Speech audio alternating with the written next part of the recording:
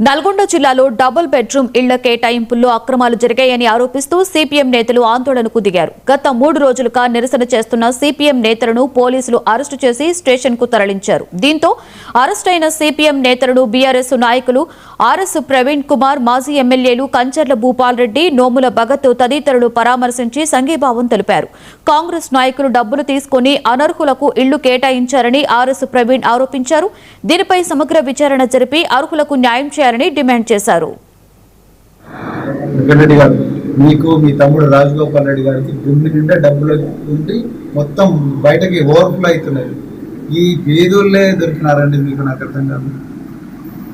ఈ పేదోళ్ళ దగ్గర 3 లక్షలు 2 లక్షలు తీసుకొని ఈ లిస్టు తారుమారు చేసి వితౌట్ సైటింగ్ రీజన్స్, అంటే కారణాలు చెప్పకుండా మరి ఇండ్లు అన్ని లిస్టులు తారుమారు చేసి అడిగిన వాళ్ళను పోలీస్ స్టేషన్కి తీసుకొచ్చి అరెస్ట్ చేయడం, అదేవిధంగా వాళ్ళ పార్టీ ఆఫీస్కి పోయి ఆగస్టు 15 నాడు వాళ్ళని మళ్ళీ తీసుకుపోయి గుర్రంపూడి పోలీస్ స్టేషన్లో తన్నుకుంటూ తీసుకొని పోవడం, ఈ దౌర్జన్యాలు ఏంటి అసలు? ఇది వీళ్ళ హక్కు కాదా? ఇది పారదర్శి ఎంత పారదర్శకంగా జరిగింది. For every allotment there is a cogent reason. The collector has cited all the reasons, whether they are poor, whether they are destitutes, whether they are widows.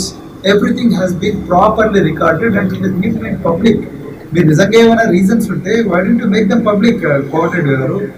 You are a minister, you should behave more.